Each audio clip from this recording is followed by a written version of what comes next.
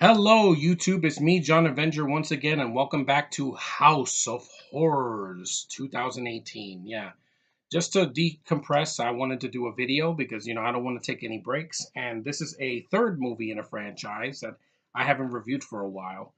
And this is the third one. It's okay. I don't think it's the worst of the franchise. I still think the prequel from the fourth one that I've seen is the worst. That was the Tremors 4, the beginning or whatever it was called. This is the third one. Tremors 3, Back to Perfection. While this movie is not perfect, it's a lot better than some three movies that I've seen in the past. It's better than RoboCop 3. It's better than Karate Kid 3. It's better than freaking, other movies like that have a 3 in it. Even the third X-Men movie, I'd rather watch this because it's shorter.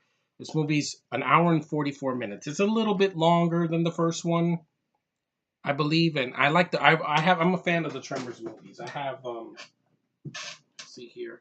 I have the first one on Blu-ray. This is a classic. It's a really good '90s movie. It's got likable blue collar characters that still hold up, and it's a really fun monster movie. It's only an hour and 36. See, this one's shorter than the third one. This one is an hour and 40. Really fun sequel. I like this movie a lot. I think even though Kevin Bacon is missed, I like Michael whatchamacallit, Michael Gross. Is it Michael Gross? Yeah, he's in all of the movies, including 5 and 6, which I haven't seen yet. And I like Fred Ward as the lead. I think Helen Shaver is a sexy woman in the movie. And the guy that replaces Kevin Bacon, Christopher Garten, he's fine. I like this movie. Good practical effects. Some CG that's a little dated, but not terrible. And then there's this one, which is an oddball. It's not as good. I mean, Michael Gross had to make him the lead in this one because Fred Ward couldn't come back. He was doing another film. I think this was in like the early 2000s. Yeah. Or the late 90s, because it was years after the second one. I think it was the late 90s, and it says 2001, but that's probably when the DVD came out. Yeah. Anyway, Tremors 3. Basically, this is the synopsis. Those morphing man-eating monsters are shaking things up again in the dusty little town of Perfection, Nevada. So that's the town that they live in.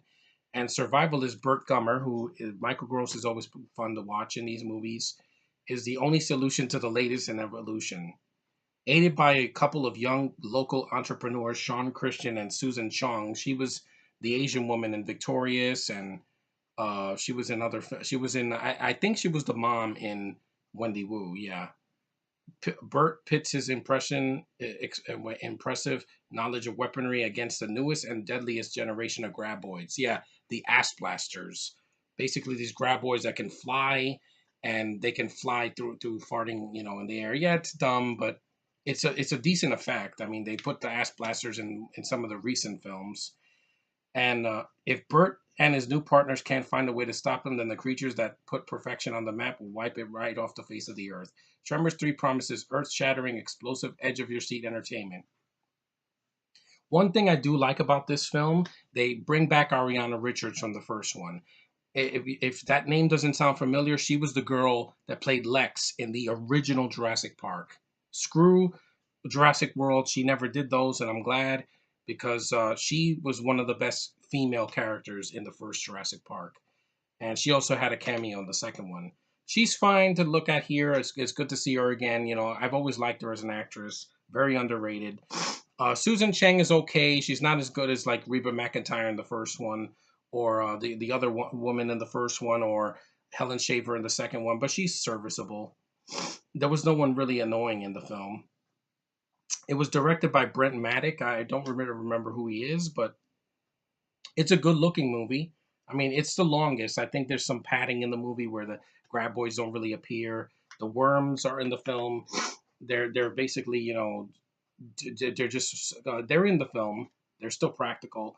I think a guy gets killed in the beginning, or is that the second one? I don't remember.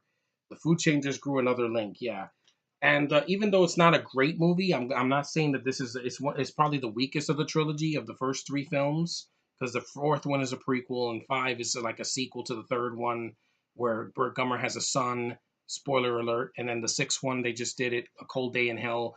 The graboids are in South Africa and it's freezing over there, which is weird. They can survive the cold. I can buy them surviving the heat because they're in the first one. They're in a desert and they pop out. So, but survive the cold, I don't know. But anyway, that one has CGI. That's one I want to avoid. But this one, it's passable. It's not horrible. Is it scary? Hell no. The first one wasn't scary. It's more of a horror comedy. But this one, I don't hate the film. I think it's okay. I mean, it's not the weakest, but it's not the worst. Now that we have 5 and 6, I think yeah, and the TV series which came out I think after this, and yeah, and the fourth one which I don't like. The only thing I liked in the fourth one was the graboids when they appear, and Burt Gummer's ancestor, which he's kind of kicks ass in the movie. That's about it. Everything else is boring. Here, at least Burt Gummer's the lead. It's got some decent effects.